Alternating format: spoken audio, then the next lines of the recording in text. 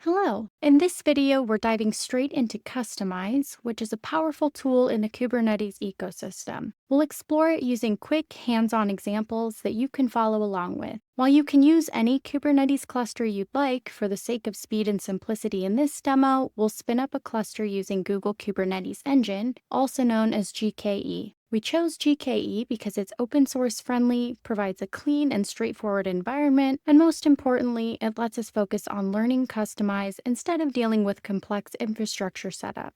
Since designing node pools and managing low-level cluster configurations isn't the focus of today's lesson, we're going to create an autopilot cluster. With Autopilot, Google Cloud handles all the low-level magic for us behind the scenes. This means we get a ready-to-use Kubernetes cluster right away without having to watch progress bars crawl by or worry about networking, node pool design, or security configurations. We can simply submit a request to create an autopilot cluster in our project and wait for it to spin up. Great, it looks like our autopilot cluster has come up nicely after just a minute or two.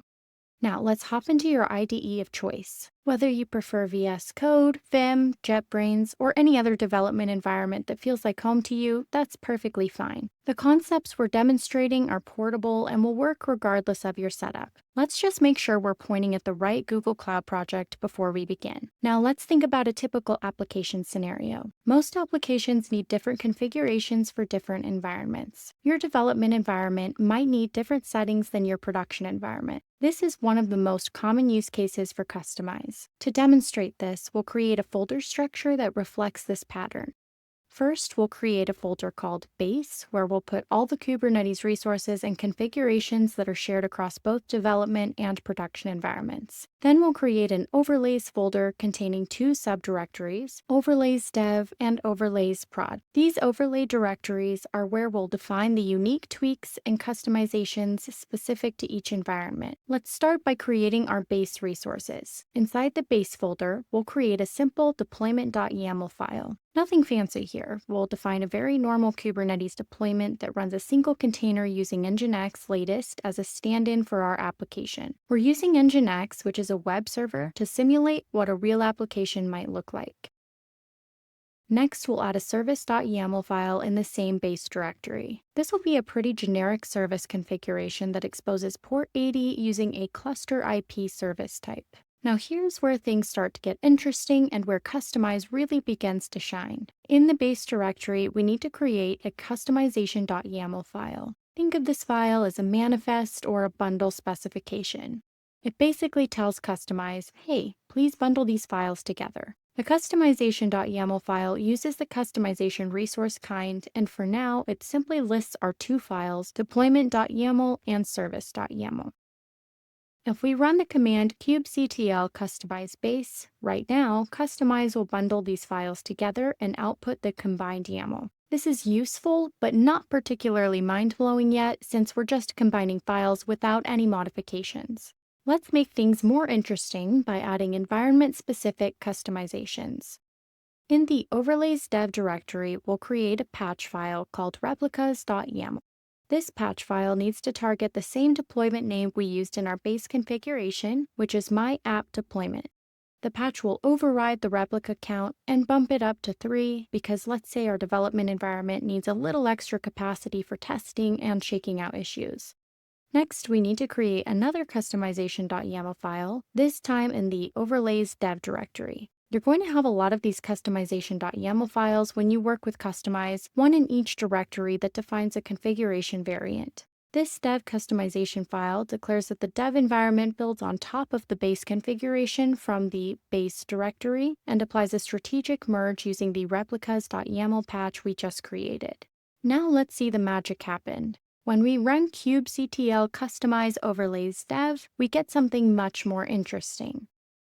We still have our same service and deployment from the base configuration, but notice that the replicas field has been overridden to 3. With just one command, we've created an environment-specific configuration. Nice, right?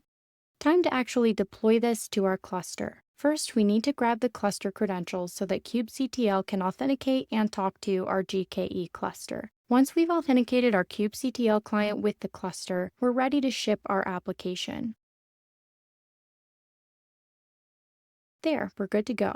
Let's try to deploy our configuration using the apply command with the K flag, which tells kubectl that we're using Kustomize. We'll run kubectl apply K overlays dev to apply our deployment configuration. And you can see that kubectl has now created both our service and our deployment.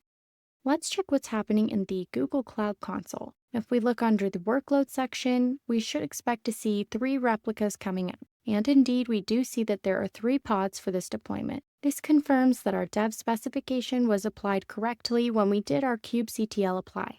The 3 pods are exactly what we specified in our dev overlay patch. Now, of course, we could demonstrate the same concept with the production environment as well. We could create different patches for production. Maybe production needs only 1 replica, or perhaps it needs 5. We could also override other settings like resource limits, environment variables, or labels. But hopefully you get the idea from this dev example, and we don't need to be repetitive here by showing every possible configuration. The key point is that you can have environment-specific configurations for dev, staging, production, or any other environment you need. But customized use cases go beyond just different environments. You might need to parameterize and customize your resource definitions for different regions, different customers, different clusters, or different namespaces. The pattern remains the same. You define a base configuration and then create overlays that modify specific aspects of that base. Alright, after a quick refresh in the console, we can see that all 3 of our pods for that deployment are now running successfully in our theoretical dev environment. In a real-world scenario, this dev environment might be a separate namespace or even a completely different cluster, but the principle remains the same. To summarize what we've learned, Kustomize allows you to customize Kubernetes resource definitions without touching the original YAML files. You create a base configuration that contains the common elements, and then you create overlays that patch or modify specific fields for different scenarios. This approach keeps your configurations dry, don't repeat yourself, while still allowing the flexibility to have environment-specific settings. The beauty of Kustomize is that it's built right into kubectl, so you don't need to install any additional tools. It uses a declarative approach where you specify what you want rather than writing scripts to generate configurations. And because it works with plain YAML files, it integrates well with version control systems, making it easy to track changes and collaborate with your team. If you'd like to support the channel, consider starting a free trial of our new software design tool, which is linked in the description, and let us know what you think. If you have any questions, please post them in the comment section and we'll do our best to respond. Thank you very much for watching to the end, and please enjoy responsibly.